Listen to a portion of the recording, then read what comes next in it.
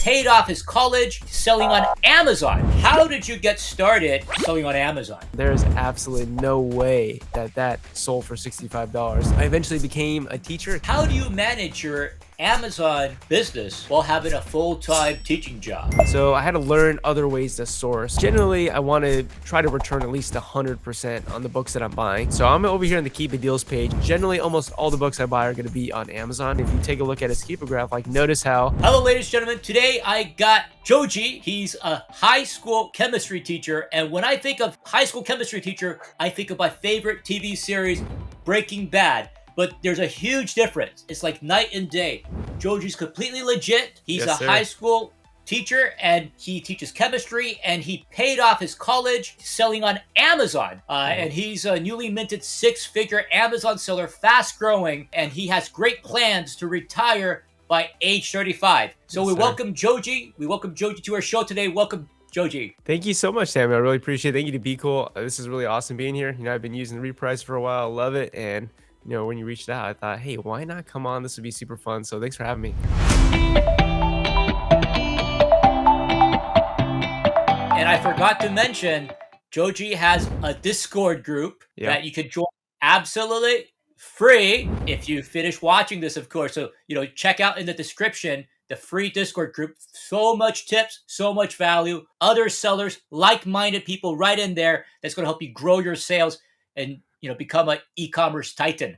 So, Joji, let me ask you, how did you get started selling on Amazon? Yeah, back in 2016, I was in college. I was actually in my junior, transitioning to my senior year, and I was just surfing on YouTube. I don't even know what I was looking for, but I came across the channel Rake and Profit. And so Steve Rake, and I'm sure a lot of you, if you're in the space or you've been in the space for a while, you know who that is.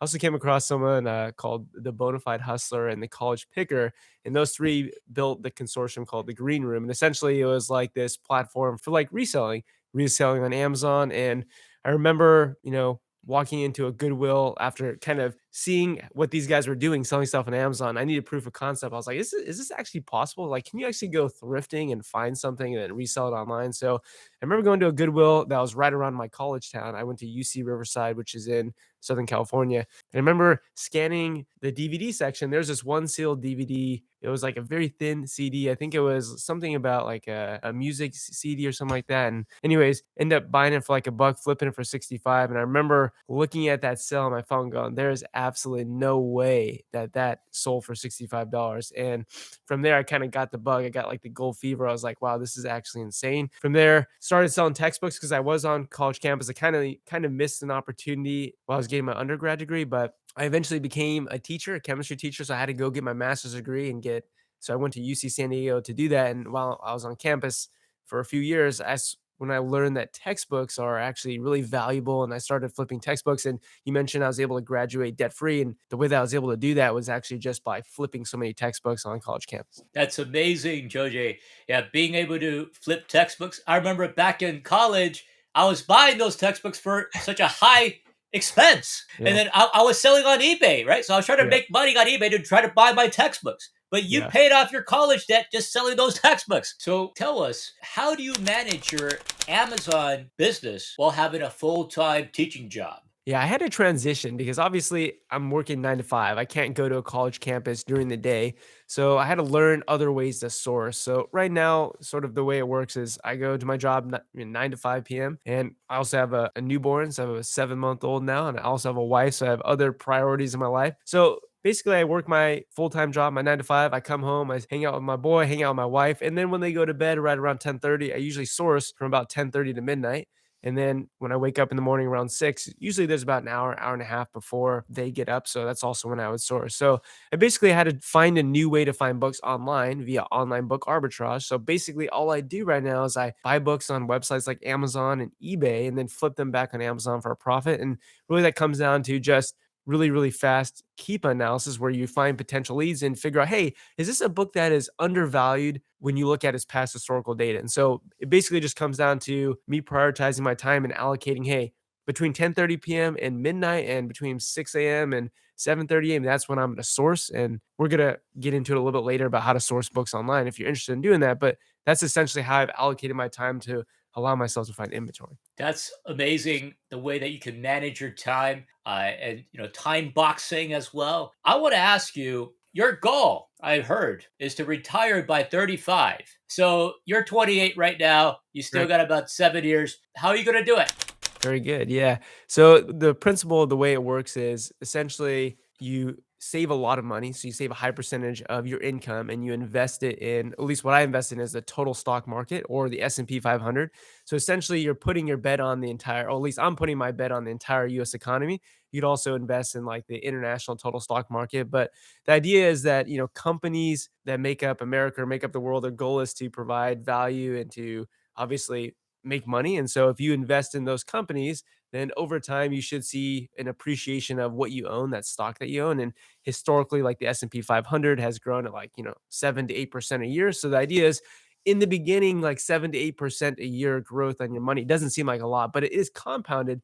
And the compounding effect of 10, 20, 30, 40, 50 years is quite insane. So if Amazon can pay all of our expenses, then I can essentially invest my entire teaching income into the stock market. And if you just do that very consistently over a not that long period of time, you can actually amass a pretty significant net worth. And so my wife and I were just looking at our net worth just recently, and we just actually crossed the $800,000 mark of Oh, total wow. assets. And so the idea is that, again, 8% of 8% of a small amount of money doesn't seem like a lot. Like a lot of people out there are thinking, I'm just going to go ahead and put my money back into buying new products, which makes sense. But once you get to a million or 2 million or 5 million, like 8% of $1 million is like $80,000. Like it's a lot of money. And so the idea is that we want to retire by 35 with a $2 million net worth, where basically if we get 8% a year, it's like we're making about $160,000 in literally passive income just through the act of having been very disciplined, saving a lot of money. And like I said, the goal is that Amazon pays for all of our living expenses. That means that my wife and I can invest pretty much all of our income, which means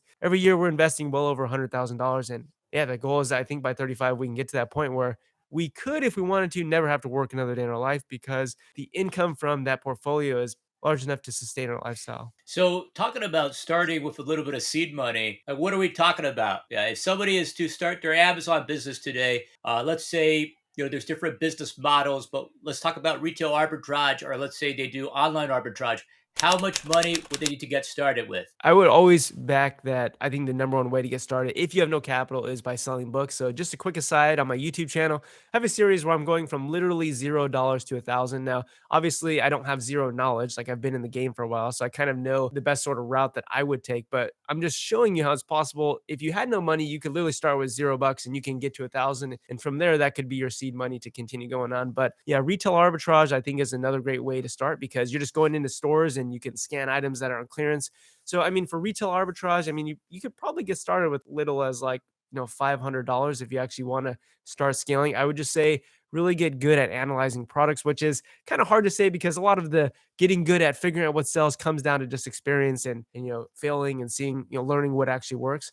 Online arbitrage, if you really want to ramp it up, you probably have to start with a little bit more money, maybe like $1,000. But at the end of the day, I would say probably getting into selling books, like thrifting books, scanning books at library sales, doing a lot of like Facebook Marketplace, offer up, Craigslist, textbook flipping, going to college campuses, and trying to pick up books that way, like high dollar books that actually hold value. I think that's a great way to get started. But yeah, you can start this business without capital. And in many ways, it's probably better to do that because you'll learn these cheaper mistakes in the beginning. And once you actually figure out what you're doing, then you can start scaling up. So, I want to ask you when you're sourcing for products, what kind of ROIs are you looking for? Yeah. And what's the criteria as well? Let's say you're selling, like for the bestseller rank, are you looking at that? Yeah, what are you looking at? Yeah, generally, I want to try to return at least 100% on the books that I'm buying. And the reason for that is my niche in the book market is I look at longer tail books. So if you're a newbie in books, the sort of general advice you get to stay under a million rank, when in fact my average sales rank is like 1.2 million. And I often sell books that are well over a million, 2 million, even 3 million. So for me, because I inherently have books that move more slowly and I don't have like this fast moving inventory like a lot of OA and RA sellers, then for me, I need a higher ROI to justify setting money on the sideline for so long. So for me, I'm trying to hit at least 100% ROI. And the way that I do that, like the sort of criteria you mentioned, is just by analyzing a Keepa chart and trying to figure out, okay, if I'm looking at this product or I'm looking at this book, what sort of value and historical sell price has it had in the past? And if I look at what I can buy it for today, I'm generally wanting it to be kind of at the minimum about 50% of that value, ideally even less than that, maybe like a third to a half of that sort of average selling price, that lowest merchant offer over time. And doing so, I found has definitely returned some pretty good results where, as of 2022, last year, my average ROI on a book was about 227%. Basically, the spread was like the average book I bought last year is 27 bucks. The average book I sold was 99. And that was all through online book arbitrage, which means finding books and reading Keepa charts, reading Keepa charts of books online and then figuring out if they're undervalued and then going ahead and flipping them. So, Joji, could you show us how we can find a book or find an item in Keepa Yeah. that's profitable to sell? What are the criterias you do, and how do you set it? Yeah, great question. So I'm over here on the Keep It Deals page. Inherently, the Keep It Deals page is trying to find drops in price for any product. It's not just books. You see, there's a whole bunch of categories up here. So you could use this literally for any category, which is actually insane. I only do books specifically. So let me just run you through some filters that would find very large short-term drops in price for books that you can then do some keep analysis to figure out if this is a book that actually sells and therefore would be a good something that's good to pick up. So I sell basically used books. So the first filter I would use over here under the deal type is just to click this use button. And then I'm going to go ahead and you have a different drop interval range that you can select. So, one of the ways that we find books is by repricing wars from mega sellers. So we're talking about repricing the BQool. It's actually interesting. You have these massive mega sellers that can actually reprice against each other and erode the value of very expensive books over a short period of time. So, you can find repricing wars with that month feature, but let's just look for drop intervals over the last week. So these are going to be books that have seen a significant drop in value over the last week. And really all we have to do is determine if that thing had value when its price was higher, and therefore it makes sense for us to buy it. For the drop percentage range, let's just say, hey, let's find a book that has seen at least a 30% drop in price. And also that 30% drop in price, let's just say it has to also be at least $30. And then this price range is going to be what the price of this book is or this product is right now. So obviously we don't want to be between 5 and 400. Let's say this book can be anywhere between $5 and 26. That's what we can pick it up for right now. And obviously we want to input a metric like sales rank, because sales rank is going to generally tell us if something is more popular and if it's just likely to sell. Like I mentioned, I sell things that are definitely longer tail. So let's go up to let's try a 2.5 million, and then let's just go ahead and sort by like newest, because newest would tell us these are books that have seen the most recent drops in price. And so you can see that up here I'm in the, I'm going to go and click this book category because specifically I'm looking for books. But if you're doing this for CDs and vinyl, or if you're doing this for tools and improvement, you could obviously change the filters based upon what you want to find there. But essentially you see like this deal was found 2 minutes ago, and so ideally this is something that has seen a very recent drop in price. And if you take a look at its Keepa graph, like notice how if we look at this used price over time, it looks like it's been very healthy, right around 40 to maybe $50. There was definitely textbook seasonality to it in January, where it looks like the price of this book increased quite significantly. You can see that the used offer count started dropping because there's a lot more demand, right? People are going back to school. And then what's actually really interesting is that if you look at this the last week, the price of this book just dropped. Actually, today dropped from $65 all the way down to $11.73. And so you can go, okay, well, let's go over to Keepa and let's say first, does that offer still exist? Looks like it doesn't exist because someone already bought that drop. So there are other people doing this. But the premise is that I hope you would see that by looking at this Keepa chart, buying this book for $11 is considerably undervalued in the grand scheme of what this thing has sold for in the past. So I'm using Seller Ramp. You don't have to necessarily use that, but I love using Seller Ramp for the profit calculator. So let's say we could pick this book up for $11.73 plus, $4 or $5 shipping. Let's say we're all in for about like, I don't know, let's just say like 16 bucks. Then realistically, I would say probably pretty conservatively, you could probably sell this for right around 50 bucks. And there you go. There's, 100% ROI on your money. You obviously have potential to sell it for more during textbook season and inflate the buy box a little bit. But the premise of just finding books like this that have seen pretty significant drops is a way for you to, try to find something. Here's another example of something that you wouldn't want to buy, but something that has seen a massive drop in price recently, went all the way down from 195 down to about 28. In the past, though, it has been very cheap. So this is something that would be way more risky to buy, considering that if you were to buy today and you look at the past historical data, it actually isn't really cheaper than it has been in the past. But that's, one of the ways that you can sort of look at trying to find books that have seen these large drops. And, here's one more example before I bring it back to Samuel. I don't want to bore everyone too much, but, this is No, something that no, looks, this this is is a something that's, powerful. yeah, something that's been selling for looks like around 50 or so bucks. Not all the time, obviously. It looks like it's a little bit slower moving, but look, just had this 1 day drop in price from 58 down to 11.96. And so again, you can go over to the Amazon page and look at the offer, see if that's still there, and let's see if it is. So this is still here. And let's see if we can even add this to cart. Let's see if it's available. So it says add to cart. So the question you just have to ask yourself is this something that is likely to sell?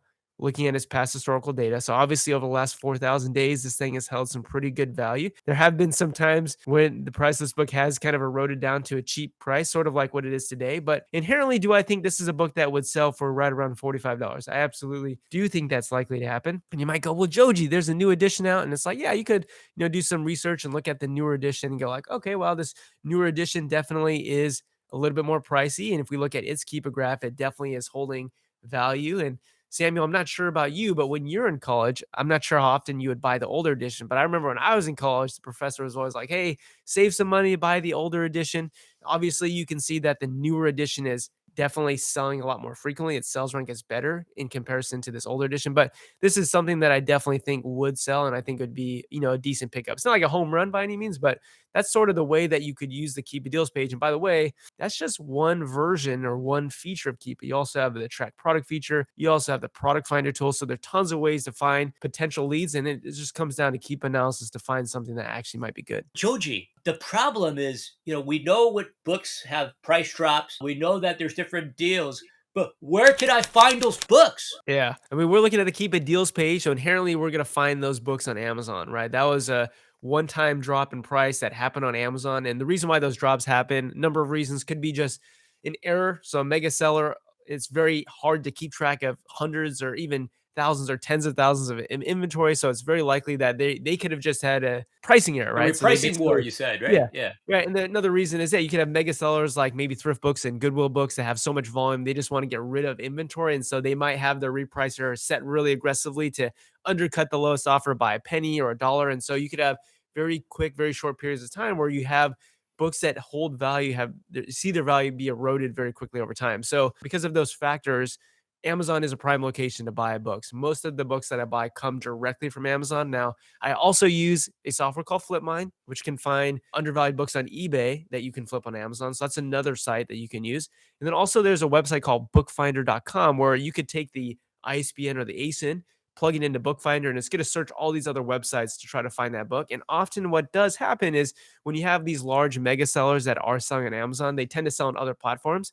And because it is inherently difficult to make sure that the pricing is the same on all platforms, there are also times where, hey, they might be listed for this book at $35 on Amazon, but for some reason listed for $17 on Abe Books or $17 on Biblio. And so that offers the opportunity to find books on other websites as well. But I'd say generally almost all the books I buy are going to be on Amazon, and that's where you can find them. So let's say, yeah, I got a couple of textbooks here, right? Just right here. So let's say I get a book. Oh no, it's broken, or the book, there's markings all over it. Like the condition is different than what I expected. What do I do in that situation? And then also in your situation that you mentioned, you're sending the books to the Virginia Central Prep Center, right? That's what you Yep. said. Mhm. And then so in that case, what happened? Like, who's going to inspect the books for you, especially the used books? There's like markings on there. Like, I'll be honest with you. This is not very nice, but I used to sell, I sold the textbooks and you put them as used and they're very used. Yeah. And then I'll convince the buyer to buy it when we meet up in person, right? So Yeah. that was the old days. So what do you do? How do you inspect a book? How do you verify? How do you make sure it's not a counterfeit? Yeah, that's a great question. There's a lot that goes in this question. If you're somebody who doesn't have a prep center, you're going to be doing all the inspection yourself. So obviously the first inspection is quality. Obviously the seller promised a certain level of condition, whether that's acceptable, good, very good. They should have had condition notes. You shouldn't be surprised when you get the book. Like you shouldn't order a very good condition book and then the spine's coming apart. That's not a very good condition book. So in that case that a seller misrepresents or under promises, then what you would need to do is obviously just contact the seller and say, hey, one of the features for why you want to return this item is that this is inaccurately described, or you can say that the product doesn't work. Or so you basically would just say, hey, bought this in very good condition and this came with a broken spine. It's not usable. And then basically what the seller has to do is respond to you and they should give you a free shipping label, which you can then go ahead and use to ship that item back. Now, obviously, if you're using a prep center, it's inherently different because you're not there at the prep center. So the reason why I love Central Virginia Prep is because Shanna has really trained her team well to inspect books well. And so we have a receiving spreadsheet where they basically will highlight a cell red or highlight a book red if they believe that it is not in sellable condition. Like its condition is so poor that they would say, no, don't sell this at all. So in that case, when I get that sell that's highlighted red, or I get a book that basically Central Virginia Prep says, do not sell this book, then I have to go back in my orders and figure out, okay, who did I buy that from? What was the sort of condition that was promised? And if there is obviously a big difference in what was promised and what was received, then I'm just going to go back in and also do the same process. Say, hey, this is an item I want to return. Please provide me with a free shipping label or return shipping label. And then all I need to do is email that back to my prep center and say, hey, for this book, here's the return shipping label. Let's go ahead and return this back. And it usually takes about a week or so for them to go through all the returns and get that sent back and for you to get refunded. Now, the other loaded part of that question, which is counterfeit textbooks. So, a little bit of a backstory. Back in 2021, I actually had my account suspended for selling. Oh no. Yeah, so I had it suspended because I was a big law firm claimed that I was selling counterfeit textbooks. So my account got test buyed. Basically, I got 3 counterfeit claims on some books that were highly likely to be counterfeited in a very short period of time. And so my account got suspended because of that. So whether or not those books that I sold were actually counterfeit or not, there's no proof that was given to me that they were counterfeit. And I still stand by that. I think that some of those that were test buyed were definitely not counterfeit. Now, I will say that during that time, I wasn't doing a great job of checking for counterfeit books because I wasn't even aware at that time that the counterfeit market was a thing.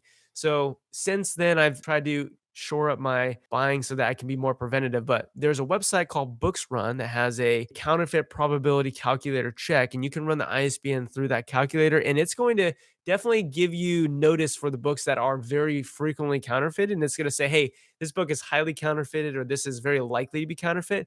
And if you're trying to buy a book, whether it be locally or online, and you run the ISBN through that calculator, and it does say that it's likely or highly likely to be counterfeit, I just say, buy it at your own risk because there's a proven track record or history that people have been selling those and they are counterfeit. So I would say plug it into that calculator. Make sure that it doesn't say likely or very likely. Now, again, it's not foolproof. Just because it says very likely doesn't mean it is counterfeit, nor does it coming back with the result saying that the book is unlikely, nor does that mean that it isn't counterfeit. I would just say if you're inspecting the book, look for very obvious signs of counterfeit. So, like the most obvious signs of a counterfeit would be that if you look at the glue binding color, like it's a yellow or a white color, it's a little bit different. It looks a little bit weird. Another thing is like if you open up the pages and the pages feel like printer paper rather than like this nice glossy normal textbook feel, that's another giveaway. Sometimes you'll notice that the text looks a little bit blurry. Sometimes if you turn the book over on the back and you look at the barcode, it looks a little bit fuzzy or won't even scan. So like there's a lot of little things, and over time you'll get better at identifying them, but it's just the name of the game. If you get a counterfeit textbook, I would just return it back to the seller. Technically, you're supposed to report it and send it back to the publisher, but then it's kind of at the loss to you. So I would just return it if you do think something is going to be counterfeit, but it is very sort of gray area. But I would say definitely take it seriously because last thing you want is to get your account suspended. Another question for you, Joji. So you scaled up. You did 20, 30, 40, $50,000, and then you just broke through the mark to $100,000. How did you do that? Yeah. A lot of it was that I started a YouTube channel, to be honest with you. And when I started a YouTube channel, I learned how much fun it was to teach people how to do this. And I think one way that people take you serious is if you produce results. So, ironically, starting the YouTube channel actually made me care more about my Amazon business. Like I mentioned, 2016, 2017, all the way up until about 2021, 2020, like I guess 2021, I was just dabbling in Amazon. I mean, I have a full time job. Like I live very frugally. It's not like I necessarily need money, but it was kind of an interesting challenge where it's like now that I started YouTube, it made me focus and start tracking and measuring Amazon FBA more likely or more often. So it just came down to starting this YouTube channel actually made me start just looking at buying books online more frequently. And so it just meant that I started allocating more of my time to doing it. So by nature of spending more time in the business, right, rather than spending maybe 5 or 10 hours a week, now I'm spending like an hour and a half a day doing this, then just by nature, it's going to grow because I'm spending more time in it. And then also recently, I have brought on a few virtual assistants who I've taught, and they sort of do some of the same methods that I've shown you here, like using Keepa deals, the product finder, Keepa alerts. And now they're also starting to buy books for me when I'm at school. So there is a more steady flow of product being purchased. So how do you manage these virtual assistant? Because you said that now they buy for you. So previously they were sourcing, giving you potential list of leads to purchase the book, but now some of you actually buy the book. So how do you manage that? Yeah, I use a site called Slack. So it's just a way for you to message with your VA. I found my VAs through onlinejobs.ph. Little aside as well, if anyone is interested in getting a VA. My friend Steve Rake and I we actually are making a VA course to hire your first VA. It's really going to tackle like the mental hurdle of getting over that first step, because I'm someone who definitely could have used a VA years ago, but I kind of prevented myself from getting one because of the mental block, or like that mental hurdle of like, man, is this someone who's going to scam me? Like, how do I give them access to my information? Like, how does the whole process work? So if you're interested in that, I know it's a shameless plug, but I think it's actually going to help a lot of people get over that mental hurdle, and it'll be really helpful. But I communicate with them over Slack. And like I mentioned, they do now just buy books from me. So they have access to my Amazon account, my buying account, my purchasing account. They also have access to my eBay account so they can buy on there. And they just use a VPN to basically say that they're here in San Diego. And they have some limited permissions with my Amazon seller account as well, so that they can obviously check to make sure that we can sell a book, so they have basic, very simple permissions in my Amazon seller account as well.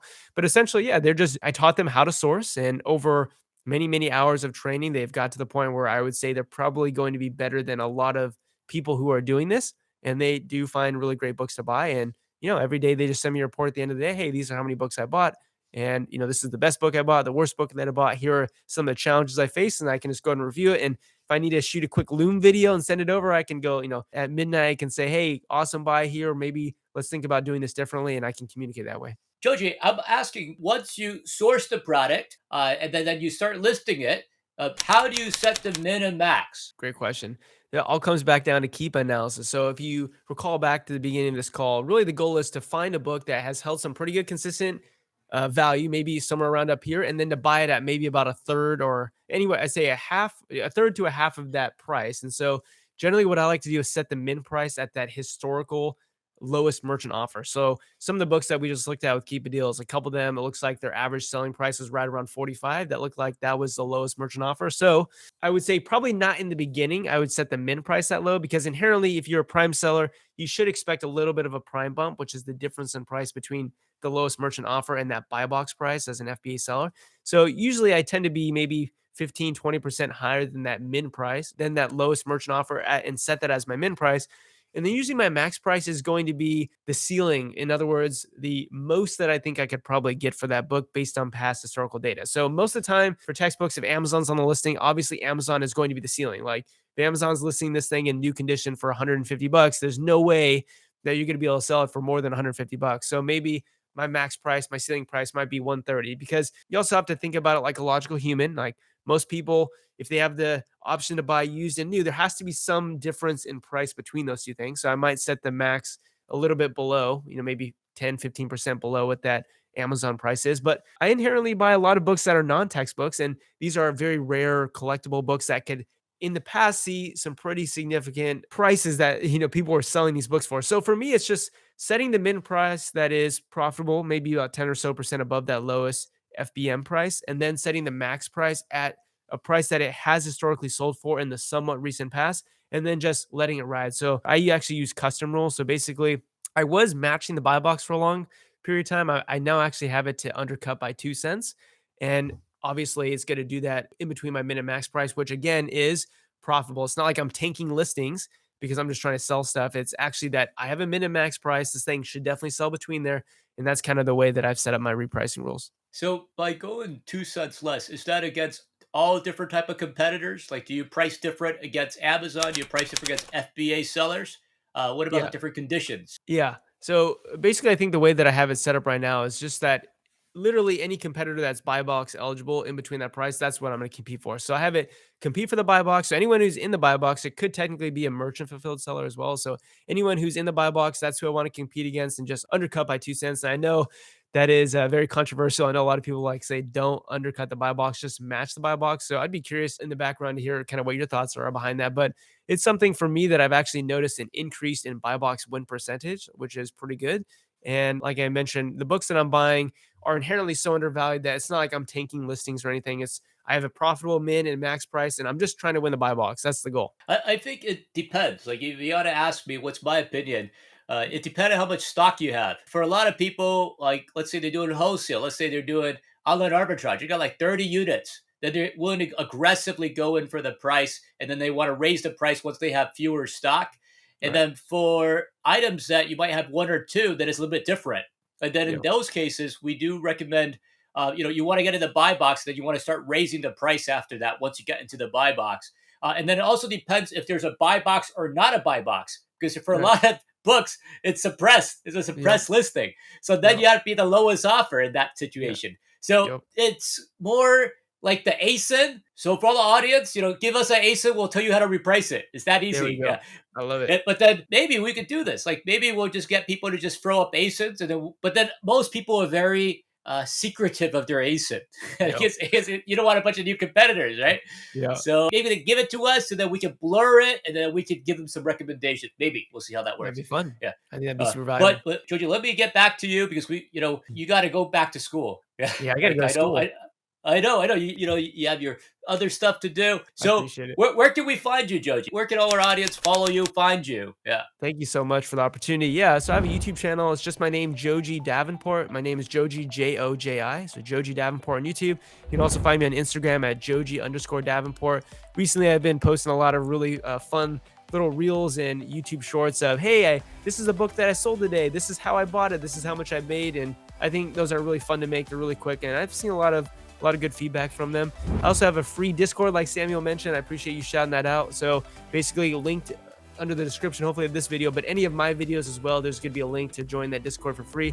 There's tons of individuals in there who are mega sellers. Like I recently interviewed a guy, Seth Baker, who's doing over $2 million a year with this model, online arbitrage for books specifically. So he's in that group. There's also a lot of other people who are doing well over what I'm doing. Also people well under me. So it's a really good community for you to ask questions, and I would love to see there.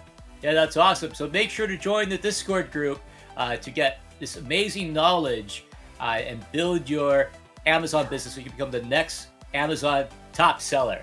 Thank you for your time today, Josie. We'll see you next time. Thank you, Samuel. I appreciate it, and have a good one, everyone. Cheers.